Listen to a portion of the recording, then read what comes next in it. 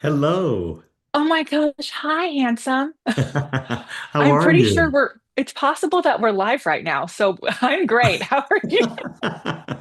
I'm great too. I love your background. Thanks. This is my living room, actually. Someday, when next time you're in Vegas, you must come. And you Yes. can see, I'm sure your house is similar. Oh, okay, hold on. Let me Oh, yeah, you double in. There we go. Double input. Okay, guys, I swear I know what I'm doing, and we are live, and I can hear us. So we are solid and good. So let me kick this off officially, and my lovely team can pick the right start off point for those watching the replay. John Gary, you're here. Well, you're here. You're here on our live. How are you? I'm great. I'm great. Thank you so much for having me. I'm so excited to be here. Well, I mean, I remember our 2019 Instagram Live, which is like one for the history books. Yeah, that was really fun. And that was at what trade show was it? The PMA? It was the PMA in Monterey, the biggest one. We didn't know that the next year, in just a few short months, we would all Be be home. encapsulated. Life would forever change. Okay, so of course you're here because of your amazing book. Where to go? Oh, where? It's right here. Okay, well, you show yours because mine wandered. Maybe it's in my office. I was so prepared, and then of course, the Pilates IT Factor. Of course, as I'm reading it, I feel like we clearly are brother and sister from different mothers and misters because we have different teaching styles. Here it is. We have different teaching styles, and yet I think we have a lot of the same belief systems. Yeah. Because I literally teach my people in my mentorship program all about filler words, and I'm like, they're not helping you. They're not helping you. And Yes. you're like, here are your filler words. I'm like, literally every single one I say. So before I get into that, just in case anyone watching today doesn't know who you are as the amazing human that you are, will you tell everyone who you are and how you got, like a brief journey on how you got to this? Absolutely, absolutely. Well, I'm John Garey, and I am the creator of Pilates and Fitness TV. It's an on-demand, as well, you have one as well, on-demand video service for Pilates and fitness. And then we also have Pilates Grad School, and that is our CEC. It's also on demand, but we do live workshops as well through our Pilates Grad School. That's mainly geared toward instructors. And through that, that was kind of my launching pad for the Pilates IT Factor. And the Pilates IT Factor is, of course, the Pilates IT Factor guide is a book, but it is kind of an ecosystem. It's a lot more than just the book. Last year, I toured the country, 25 cities, teaching the foundations workshop for the IT Factor. And we also have an on-demand intro workshop for it. And I'm creating an on-demand comprehensive workshop. But this book kind of came about early last year when I started traveling, and I realized I had 4 hours in that foundations workshop, and I had so much content that I was so excited about. I wanted to find a way to be able to expand on what I was teaching and use all of the research that Yeah. that I spent a couple of years diving deep into the subject. And the Pilates It Factor is really about communication skills. It's how Yeah. we connect with other people. And it is such an important part of what we do. Maybe the most important part of what we do as teachers is connect with other human beings. And I've always seen instructors like you who I watch, and within seconds, I would always say, "Oh, she's got it." And you would just know right away. You would just immediately know. And I know you have that same experience. And then there's some instructors, and I've seen so many through my days when I had my own studio and we would audition instructors, and they had all the right tools. They had everything. Their resume was amazing. But when they came in to teach, there was something missing. And Yeah. I've always been trying to figure out what that is, what that was, and I just referred to it as it. They either have it or they don't have it. And it comes way from back in my day of teaching aerobics, step aerobics, and group fitness around the country. And I've always known. I mean, I think we all do. I innately know when somebody's teaching and they have it. And like you said, we don't all have to teach the same way to have it. It Yeah. is something else. And as I kind of when I started having instructors come on to Pilates and Fitness TV to teach with me, when it wasn't just going to be me anymore, I auditioned people and they were amazing in in-person classes. And then they were good on camera, but there was something missing. And I was like, what is this thing? And that led me into kind of going outside of the Pilates industry. And I started watching keynote speakers. And that's where that all came from because a lot of what keynote speakers do is what we do as Yeah. teachers when we get in front, especially when we get in front of a group. And that led me down a whole path of communication skills Yeah. and then the science behind how communication works. And all of those things came together. And I realized that the it factor is connection. It is Yeah. your ability to communicate, meaning not just one way. You give out information, you watch and you receive what's happening with the Well, people. and Yeah. that's the key, that watching and receiving part, because so often, and I actually don't fault the teachers for this. And by the way, we have a lot on this channel. We have a lot of people who just love Pilates here. So like this is going to help you understand why you like some teachers and why you just didn't like some. And it's okay. It's okay that they didn't speak to you because that will happen to John and I as well. There'll be people who are like, don't get us. But because we're not a taco. Not everyone's gonna like the way we are built. But I do think that a lot of times, and my first training program really was like the first rep you're giving the choreography, the second rep you're giving the rhythm, the third rep you're cueing, and then you just keep cueing. And what happens is like no one actually has any time to be in their body, and I don't have time to receive because I'm thinking about what I'm saying, right? And I think a lot of teachers aren't taught the power in that pause, which is in your book, because it's part of the control. Like if you watch keynote speakers, you mentioned they pause at specific times on purpose. It's not like they forgot the thing. They're pausing also for a significant amount of seconds. Comedians do the same thing. I took a comedy class because I thought I would be a stand-up comedian. I lived in LA. I live so close to the stand-up clubs. I was like, I'm going to do it. The problem is I don't like to stay up late, so that's why we're not there. But the same thing is with comedians. There's different styles of comedy. A lot of it, some of them are observation, some of them are different things, but you can do callbacks.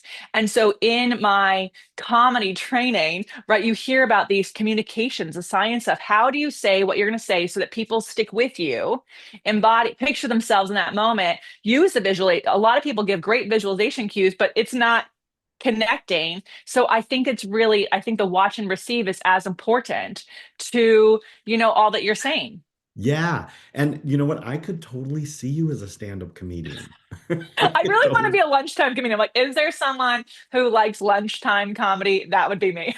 Well, and I also clocked you as not a nighttime person because I got a text or like a response from you because I'm also a very early morning person. And I got one from you and I'm like, wait, she's on the West Coast. Oh, I'm a Surprise. 5 a.m.er. I love it. Me I am. too. The I most productive really, time of the day. I think so. Like, I love hearing the birds wake up. It's just so amazing. So, okay. So I want to go back because first of all, how long have you been teaching? And then also like, do you think part of having some of the factors just getting to know yourself as a teacher? Do you think that like someone, I mean, obviously I do think some people can just have it based on experience coming in, but for people who maybe don't have like stand up keynote speaking experience, being in front of the room, do you think that you can develop an it factor over time? Yeah, okay, so let's start with how long I've been teaching. So I've been in the fitness industry since the late 80s. Actually, I went to grad school at NYU, graduated in 88, and I started in what was then called aerobics and personal training and all that stuff and step. And then in the early 90s, I discovered Pilates. I was living in Chicago.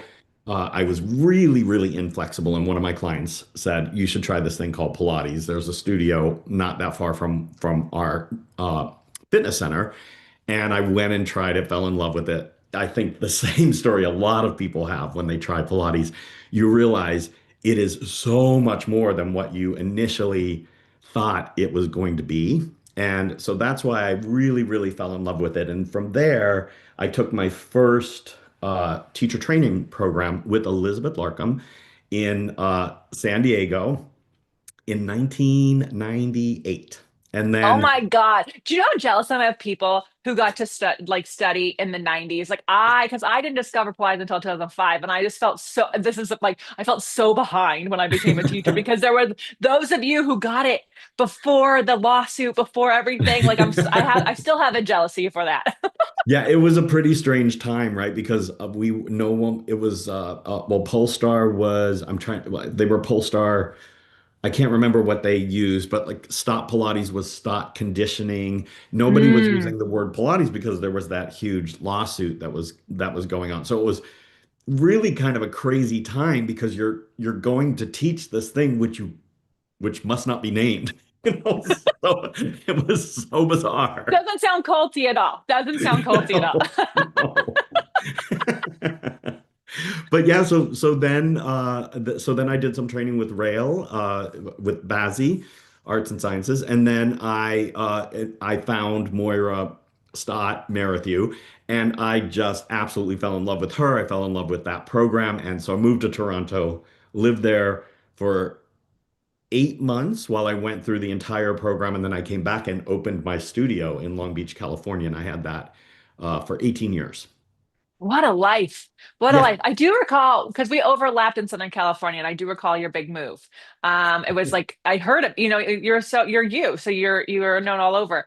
What a great, my first Pilates mat class was at the Bazzi headquarters. I didn't Oh, even wow. know what I was going to. My friend was like, you should go to Pilates. I'm like, oh, this is an infomercial workout. I can't do anything. Like, I'm not going to go. But like, my inside voice was like, you have no friends. You need to go take a class so you can have a shared experience and have a friend. And we go into this like weird building. There's like all this weird equipment. I was like, where am I at? I had a personal training certification. I was a kinesiology major. I was just like, I've never seen any of this stuff in my whole life. What weird place is it? And I fell in love with Pilates there. And it was just like, what a random, random place for Yeah. my first class to be. That's so cool, though. I love that. I love that. And Hmm. it is shared experience. Walked into the studio, have a master's degree in exercise science, and was like, where is this equipment from? Like, who created this, kind of S&M whole Right. system? Totally, totally, totally. And then of course when I start working at Equinox, they just like lean into that with the advertising. So anyway, That's awesome. That's awesome. But so then you asked, can anyone kind of develop the it factor? yeah. And Yeah. yeah, it is completely and totally trainable. Yeah. You just have to understand the science behind communication. And in my book and in our program, we break it down into a couple of different things. So, first, it's just understanding your own style. It's really kind of keying into how you are as a teacher, what kind of how you use your voice, how you use Hmm. your physicality. And I Hmm. came up with the 5 Pilates teacher archetypes to help people understand their teaching style from there. Oh I my do gosh. think Okay. so. Well, can we have a sneak peek? Which archetype do you think I am?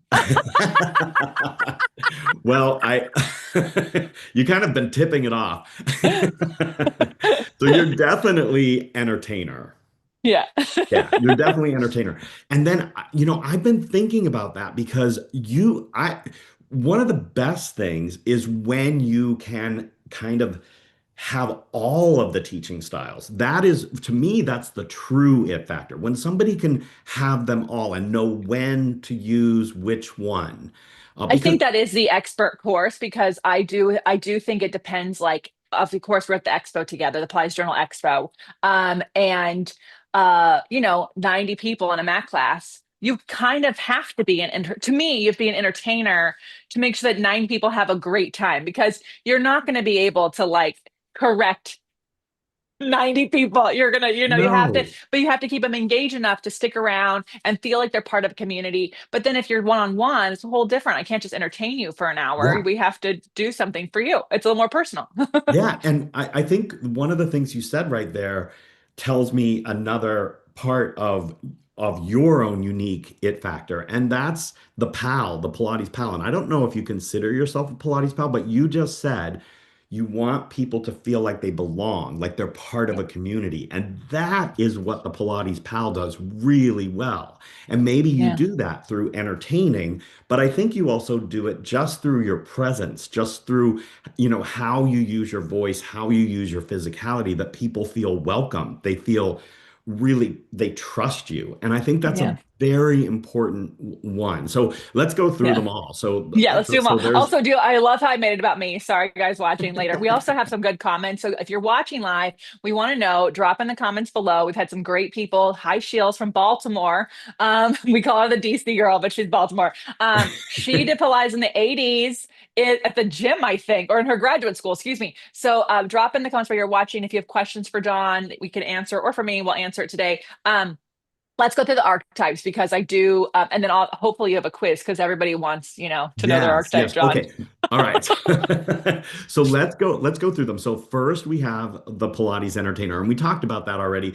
That's the person who's high energy, who's really comfortable in front of a crowd, who brings it, right? And they can do that a lot of different ways. So some instructors will use humor, some instructors will have great music, and these aren't either or, people do all of Hmm. these things.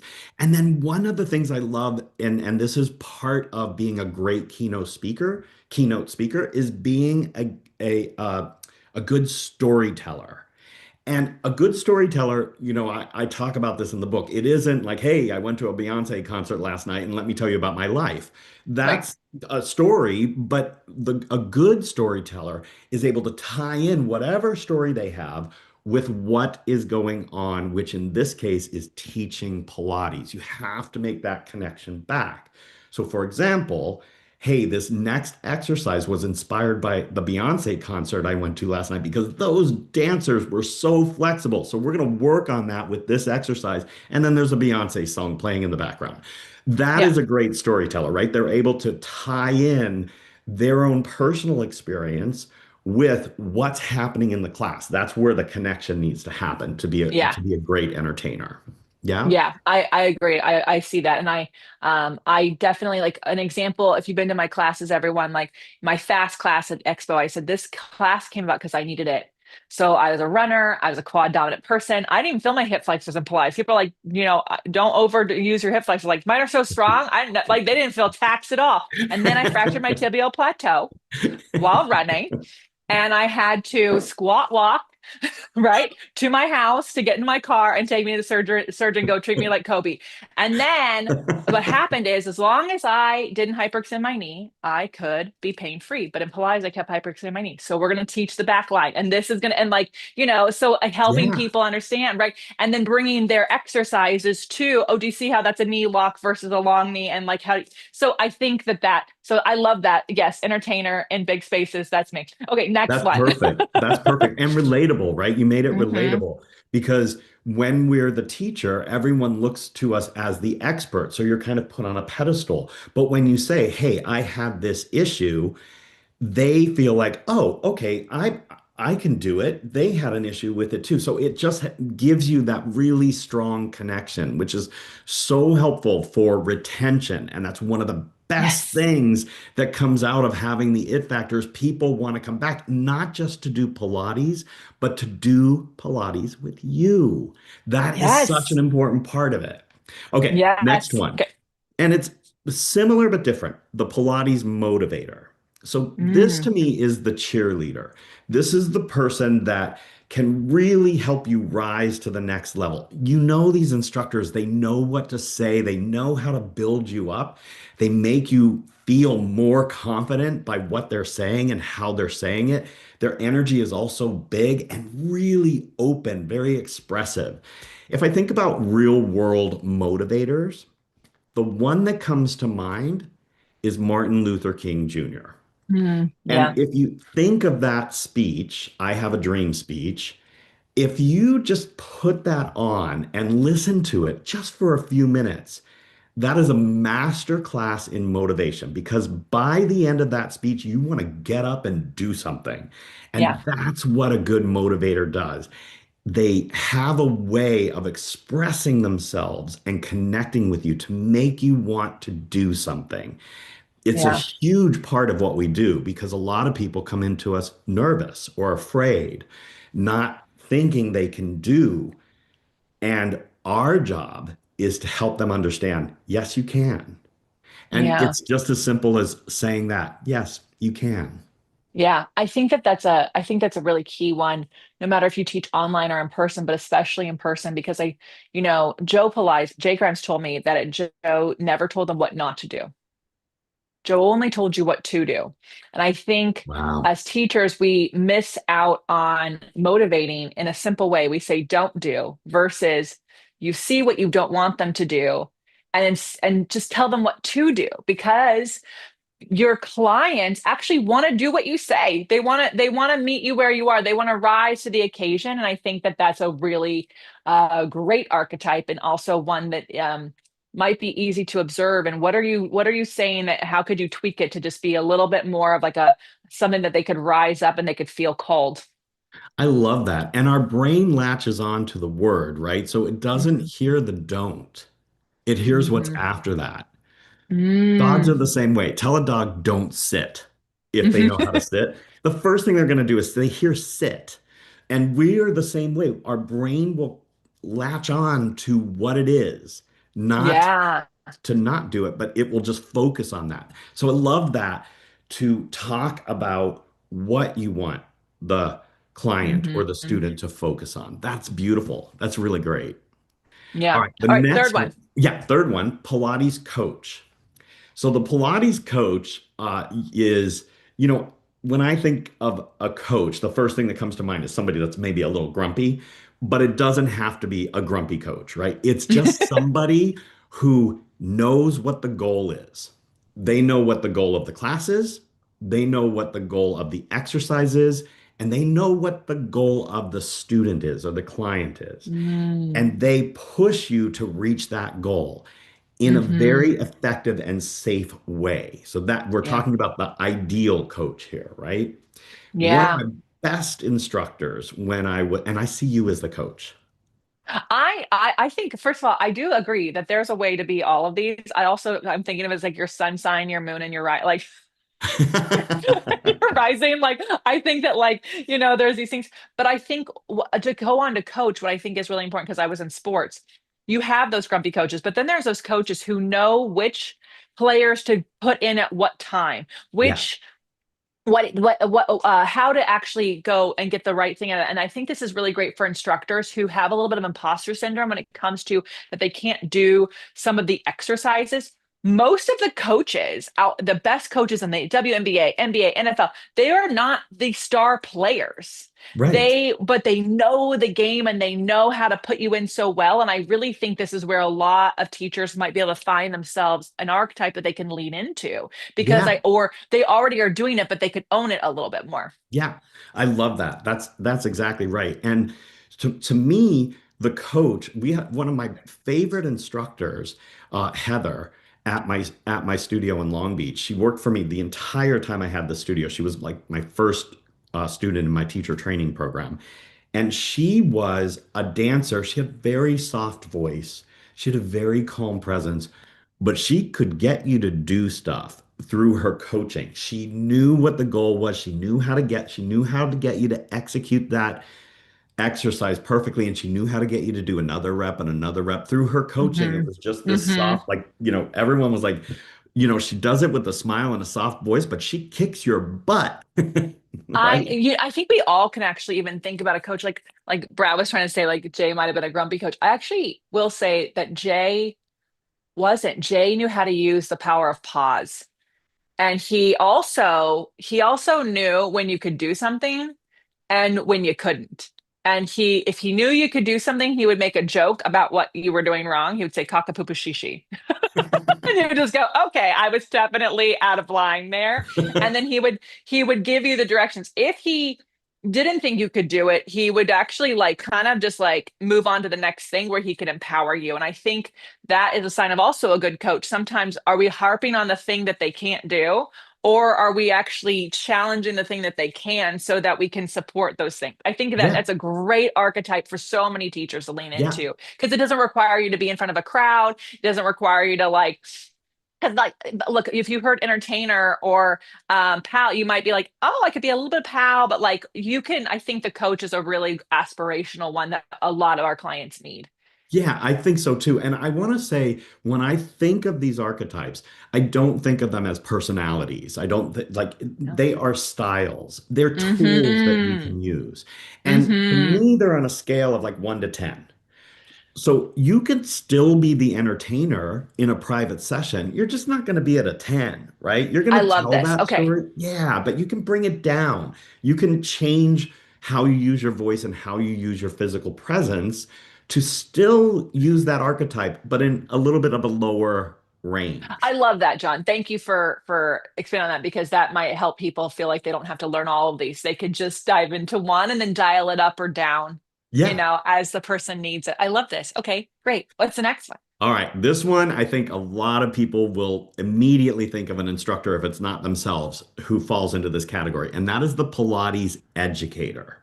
Mm, So the educator is the person who knows the why behind the exercise. They understand the exercises and the Pilates system inside and out, and they have an ability to explain the most complex things in a simple way so that the student can understand it.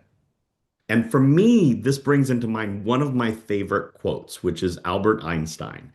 If you can't explain something simply, you don't understand it well enough. oh yeah, I agree. I agree. I agree 100%. And a really good educator really has the ability to explain Pilates language in a simple way for clients. I got in trouble when I first started teaching because I had been through the program. I knew everything. I was doing teacher training. I was leading teacher training at that point. And when I got in with my clients, I would be like, blah, blah, blah, blah, blah, blah, blah, blah. And we forget, especially as early instructors, that our clients didn't learn that language. It's a language. We need Hmm. to make sure that we're explaining it in terms they'll understand, that Yeah. so that they can get the exercise. And that's what I learned kind of really early on in my career. I agree. I had to switch majors in college due to like losing feeling in my hands. And so I wanted to be an athletic trainer for the NFL. And I could not even tear the tape. And so I was like, okay, this is going to. So I was like, I was at a private university, everyone. And I was like, went to the office and I was like, what degree can I put myself in for that I can still graduate in 4 years because this place is too expensive? So, like, what is it? And then is statistics required because I'm not doing that? And so that's how I ended up as a communications major. Okay. So, just in case everyone's wondering, like, how did this happen? So, interpersonal organizational communications was my major. And I wrote a paper and I wish I should look it up because I've now told the story a few times. There's communication theory, right? And there's these different theories about how people communicate. And one of those theories actually is if you match your language to the people that you're talking to, there is a trust transference. Meaning, if someone talks slow and I'm a fast talker, if I just bring my pace down to their pace, there is an actual like they're because that's how they hear themselves talking that way. If the words that they use, if they're more elevated, I used to work in retail, so they're like, I need an iconic bag. If I go, oh, this is one of my favorite bags, that's not going to resonate with them because they wanted iconic. And I have to go, when I think of iconic, I think of these three brands and I think of this style, and here's why, right? So the simple words are great. Using the language that they understand, right? Like if I'm teaching athletes, it's a very different language in simplistic terms than when I'm teaching my clients who like just dropped their kids off from school and they're like, oh my God, Yeah, yeah, I'm here. And I think that that's a very big skill is like not, understanding the why and understanding to be simple, but also being able to translate it to the people who you're talking to, because then they'll retain that information. yeah, absolutely. No, that you hit the nail on the head. And I think you know, the pitfall of the educator is trying to tell somebody everything they know rather than Yeah. learning to edit. Oh, this is great because I maybe have it in your book and I haven't got all the way through.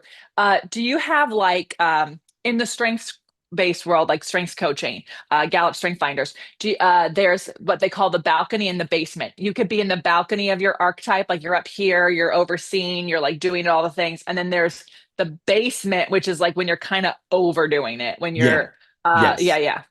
Yeah, we do the pros and cons. So we have like what's the best of this archetype, and then what are the pitfalls?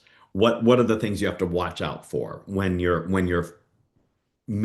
putting yourself into that archetype. So yes, Hmm. absolutely. Those are in there. Okay, perfect. There's great charts in the book that tell you kind of the highlight of it and then the pros and the cons and even the language that different archetypes use. So examples of things they might say. Oh, this is, oh, you guys, you have to do the grids. And by the way, Brad looked it up. It's the communication accommodation theory, aka CAT, developed by Howard Gauss. I've been out of college 20 years. I don't remember. That's amazing. I definitely left going, I'm never going to use this degree again. But here we are. Here we are. Okay. And then the fifth one, you kind of touched on it at the beginning, but let's Yeah, just highlight it one more the time so everyone Pilates has it. pal. Yeah. Place path. Yeah. And the Pilates pal is the person that when you walk into their class, immediately you feel welcome. You feel like you belong there. They build Hmm. trust. They're just very empathetic. They are the ones who, when a class is going, it's like the coach that you were talking about. When they see that you're not able to do something, they shift gears. They know Mm. immediately, okay, let's meet you where you're at and let's take it in this direction or take it in that direction. Yeah. I think that's probably the one where people feel the most connected to instructors. I don't know about you, but when I had my studio and I had all these different instructors, there were everybody on my team was amazing. But there were people who would only take from this instructor or only take from that instructor. There was only one or two instructors on my team, and I talk about one of them in the book. Yeah. It didn't matter, Joe. Joe, my friend Joe. It didn't matter where I put him. It didn't matter what time I put him. It didn't matter what format I asked him to teach. His class was packed, and everybody in the studio wanted to take whatever Joe was teaching whenever it was, because he was a master at using all of the archetypes. And I think Yeah. that's the beauty of it is that we all have the ones that we are comfortable with, that we are go-tos. We have Yeah. them. But there is a way to bring the other ones up. It's totally trainable. And that's when in the book, I break it down into here's what our base communication skills are, how you Yeah. use our voice. My favorite one of those is what you talked about right in the beginning, which is pausing. And I love Hmm. I love the number five. So I have five vocal foundations, right? Pausing is one. There's volume, which I don't think either one of us have ever had a problem with. You don't have to No, mic me ever. I know, I know. The only reason I get mic'd is because Brad wants to protect my voice on tour. That is the only reason. I'm like, I don't want a mic. Yeah. I don't want the pack. I like, Yeah, exactly. I'm the same way. I'm the same way. So there's volume, there's rate of speech, hmm. there's pitch, which is the note. So you don't want to be monotone. We want to have a Hmm. variation in our pitch. Then there's tone, and tone is the emotion Yeah. behind what you're saying. And then there's Yeah. pausing. So Yeah. those when you use them in certain ways lead into these different archetypes. It's Yeah. so wild.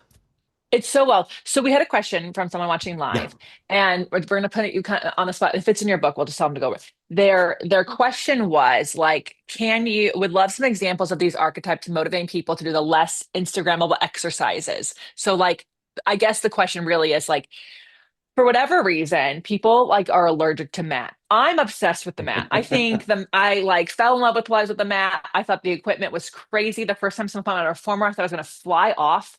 I like I only pretty much get into the equipment so that I can do the mat work better.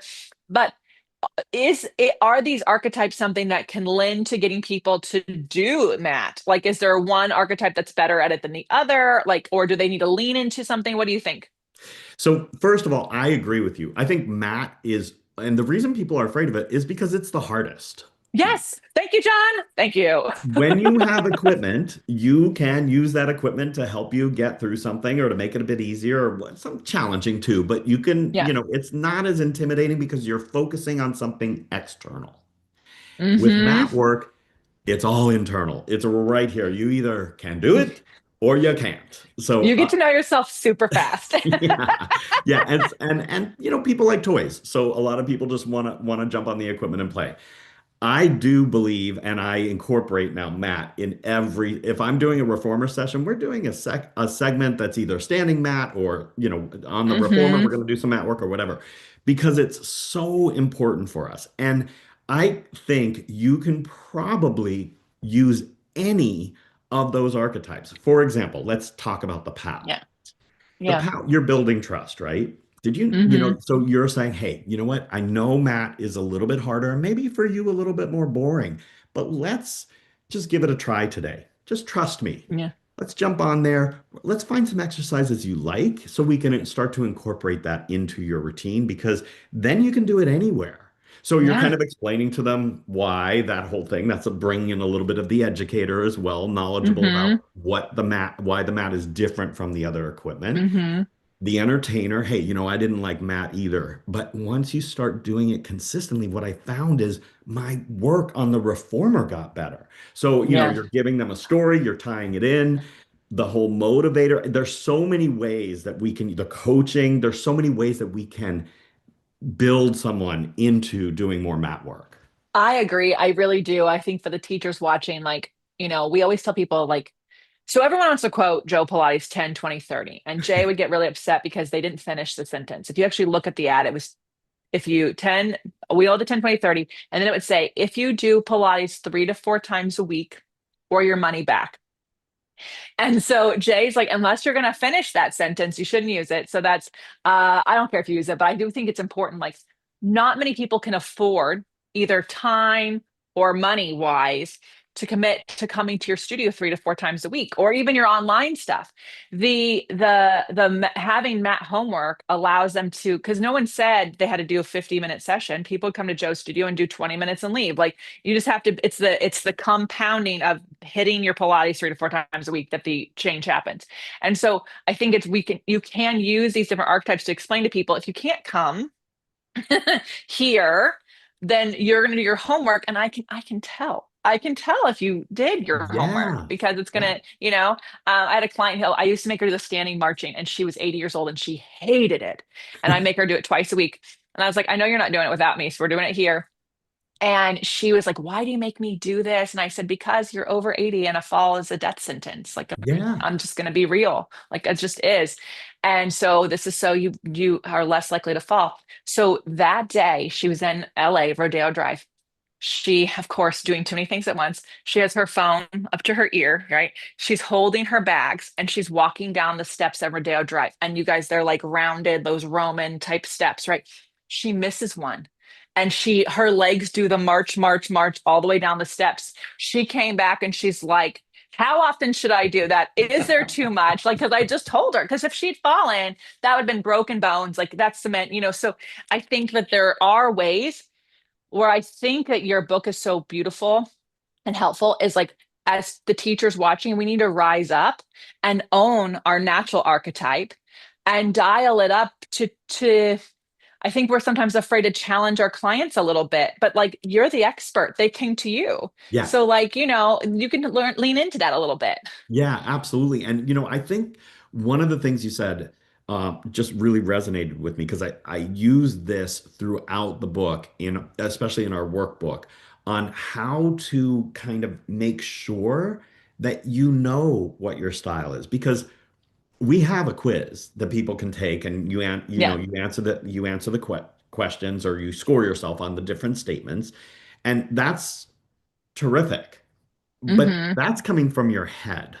Yeah. That's coming from what you think Yeah, you're or doing. aspire to. Yes, Yeah. The I'm a really way, good quiz taker. I'm like, well, the better answer yeah. is And for us, because we live on camera, the key is filming yourself. yes. As an instructor, there is no better learning tool than your phone. And you're never not Yeah. going to hear that in a lot of workshops. You got to get your phone out, set it up, video yourself, even if it's just one section of your class. And then there's three ways. This is it. This is in the book, but I'm gonna give it away. There's Yeah. three ways that you should use that footage. The first Mm, is to just turn it on, watch it, see what you think. Notice anything that you notice. One of the things I always tell my students is find something good first. yeah. Before you start criticizing yourself, because that's what we all do, find something you're doing well and make sure that you write it down because you want to continue doing that. And Hmm. you want to be kind to yourself.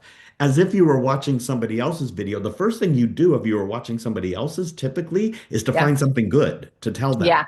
right? Yeah. Do that with yourself. The second thing you're going to do is turn off the sound. And Hmm. you're going to watch what you're doing with your body language. And we do a whole section, there's a whole module in the book about body language. It is fascinating. It is about 60% of your communication. More than Hmm. 60% of your communication is through your body language. What are you Yeah. doing with your posture? What are you doing with your face? We all have experienced that person in class, right? Who has RBF, right? Yes. Oh, I know. I know. I'm not gonna When I say was a it, teacher but trainer, we used to say to people like, "Hey, don't judge how your teaching is going by the faces and on the client because they don't know what their face is doing, but you have to have self-awareness of your own." yes, that's exactly right. It's exactly right. Because how many times do you just focus on that person? Like, oh my God, they hate me. Oh my God, they hate this class. Oh my God, oh my God. And then after the class is over, they come up to you and they're like, oh my God, great class. I'll see you tomorrow. Right? It Yes, happens like you're like, that was you? That what you were? yeah, yeah, yeah. I love this. So I love turning the sound off. I do think my first training program taught me to have my hands behind my back. It's a very, I don't know that it's only the classical world, but like in that sector it was. And I was like, this is not inviting. And then I have No. to take them out to grab someone and then put them back. Like what are we doing here? Like I agree, I don't want to be as hands-on as some people are, but also like you're this is how you relate to people. I'm like they're and going on to science and communication, like it's true. If you do this and the person does it in front of you, it means you have a bit more, they're paying attention to you, they're receiving, you Oh, have a bit more control of the conversation, like all those different things. So, like, you got to watch your body language. I'm in on that. I love that. I yes, love this we filming do a thing so whole much. thing for the physicality. We do facial expressions, your eye focus, where your Hmm. eye contact, where are you looking, your Hmm. positioning in the room, what does that tell people in the room, Hmm. where you are standing, your facial expressions, right? And I'm missing one. What is it? Your gestures, your hand gestures, which Yes. we were just Yeah. talking about. Yeah. What you were saying, having your hands behind your back, is the same as having your hands folded, having your hands in your pockets. That person, not consciously, this happens on a subconscious level, they don't trust you, or they might not Mm. trust you. Because back in that lizard brain of ours, for Hmm. survival, when somebody was coming toward us, we want to see that they don't have a weapon, that we are Yeah. safe.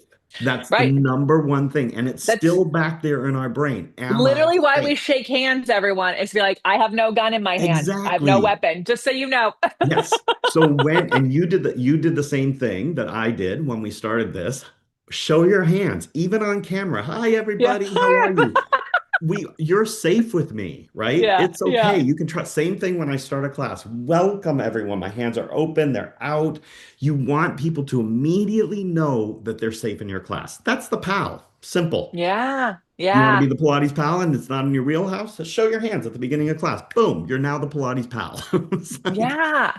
Oh, I'm obsessed. Okay, we did have, I think you kind of touched on it a little bit, but Shills was asking um, like what is in the workbook, but for the It Factor guide, like, is the work is are you saying is the workbook the book, or is the workbook the workbook as an addition to the book? Yeah, it's free with the book. Okay, it's free. There's a QR code right in the beginning, and you just right here.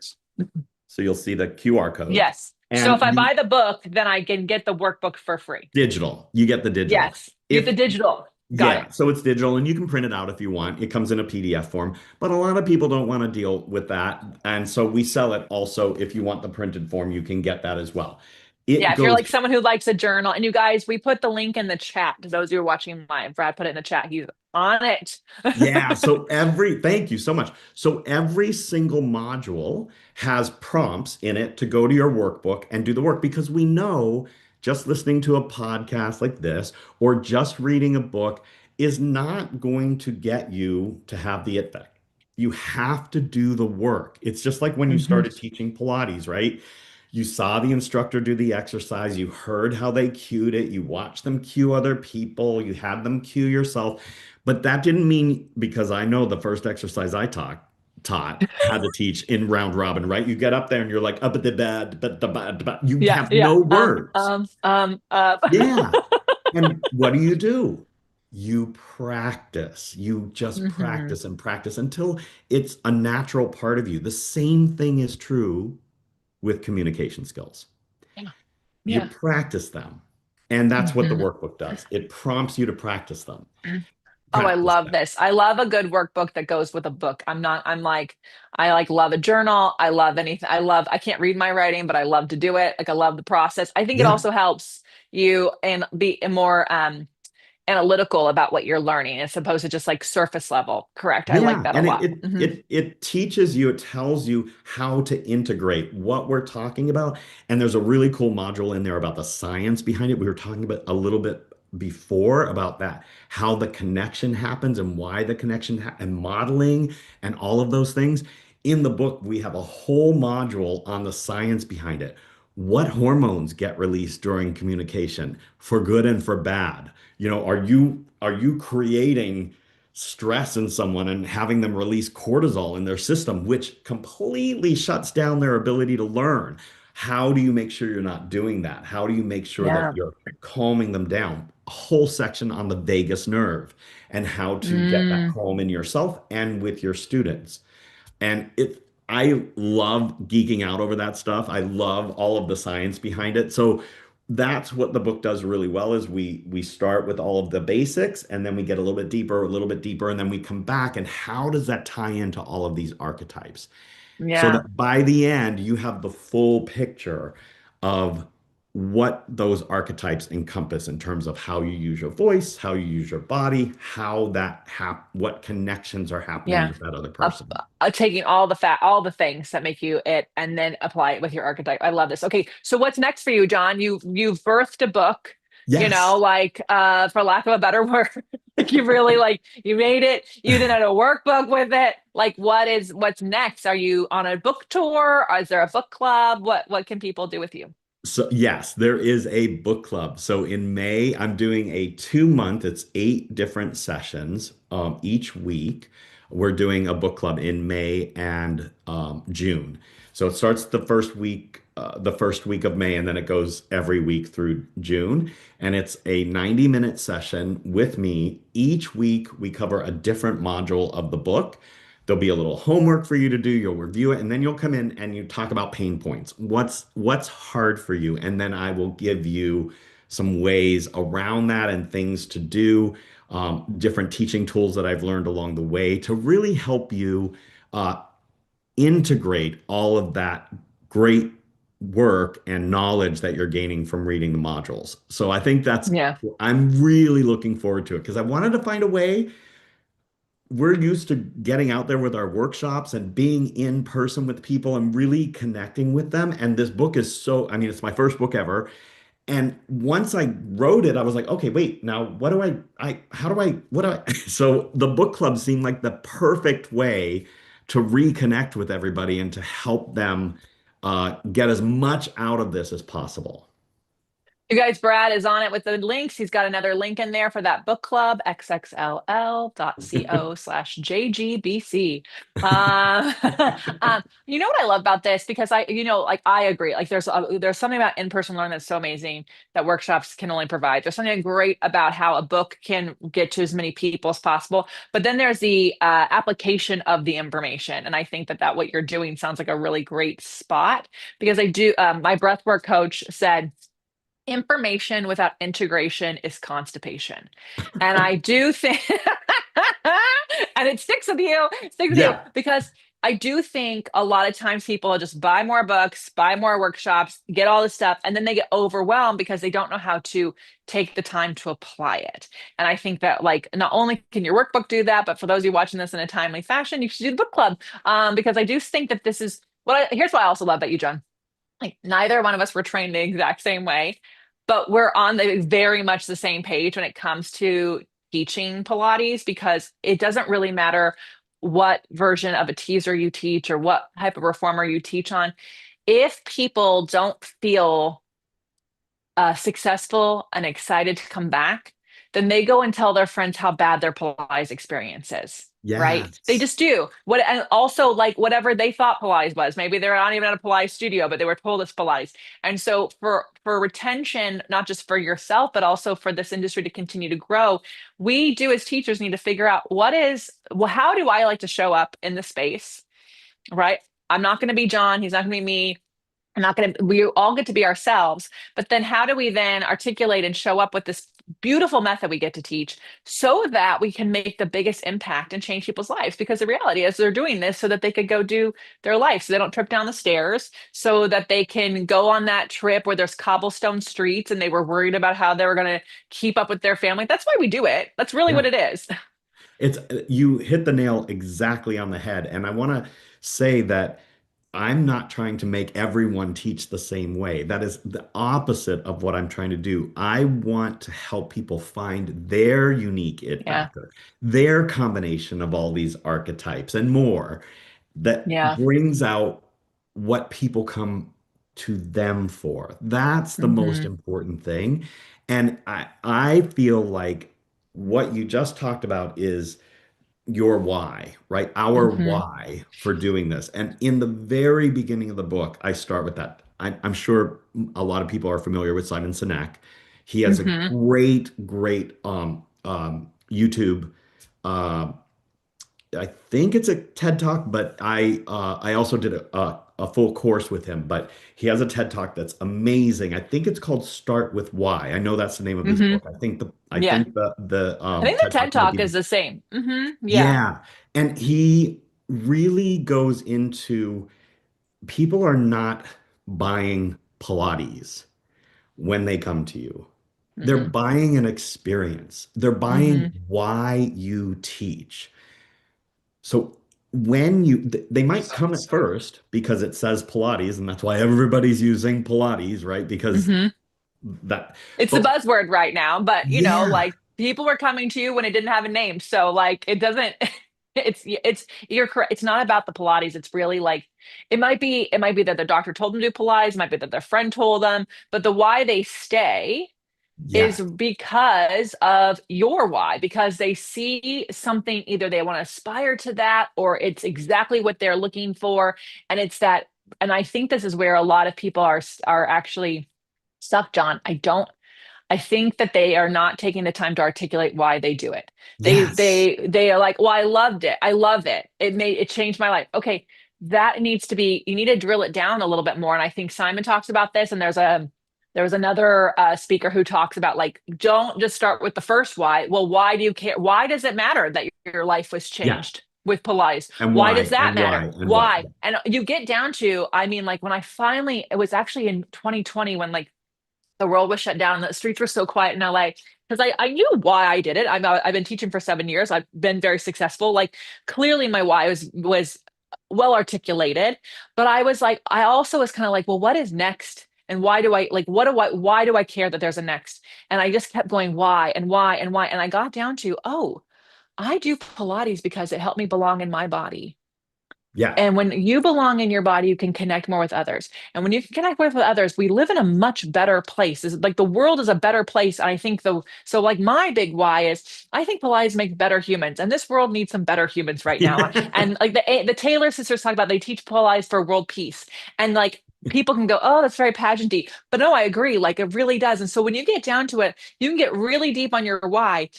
It becomes like something you can't stop talking about. You can't Yeah. possibly phone in a day of teaching because like it's so like it's so whatever archetype you show up at, like that's so important. I love that as part of your book. Yeah, I really want to say that that is because in our teacher training programs, and this is across the board pretty much, we learn what?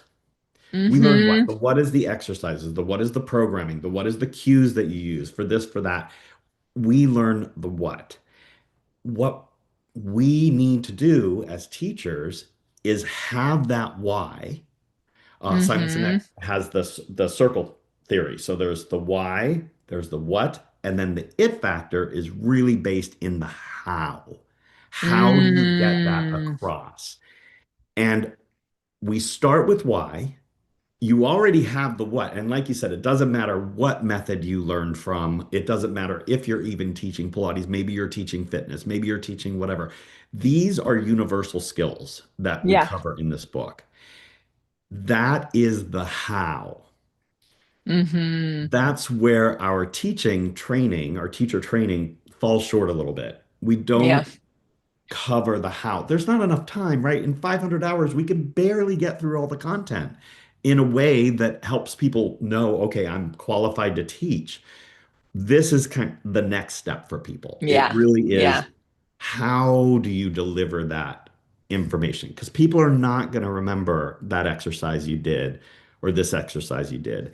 They're going to No. remember, thank you, Maya Angelou, how you make them feel. Mm-hmm. That's what It's they're going to true. be. Yeah. Oh, John, I could talk to you for hours. You're so fun. Everyone, make sure you go and grab the Pilates IT Factor book. You can download the workbook. You can go buy it if you're someone who likes a hard copy. And check out the book club. We put the links in the chat. xxll.co/JG will get you to the book. And then if you want the book club, just add BC to that. If you have questions, you can keep dropping them in the comments. I go live every Sunday at 9 a.m. Pacific time, answering the questions that come through our comments. John, I hope our paths cross again much sooner than later, of course. And I just appreciate you, all you did and all you've done for this industry as well, because like I think obviously this book is a culmination of observations and can help teachers of any background, like you said, at any level of experience, just drill in a little bit. I think sometimes we have burnout or resentment because we kind of lost track of that why or never had it in the first place. And, the world loses great people when that happens. And so I really am excited for how people use it. If you have the book and you do use it, come back and tell us in the comments how it was so other people can hear what your takeaways are. Thank you, John. Thank you so Thank much. you. Thank you so You're much. You're wonderful. you're wonderful. Um, all right. Brad's gonna come over here, everyone, and tell me how to end this live. Do Hi, do I Brad. just because that would just end it. Okay, well, Well, here, I can. I think I think we're just gonna have to go. Everyone says thank you. Okay. Okay.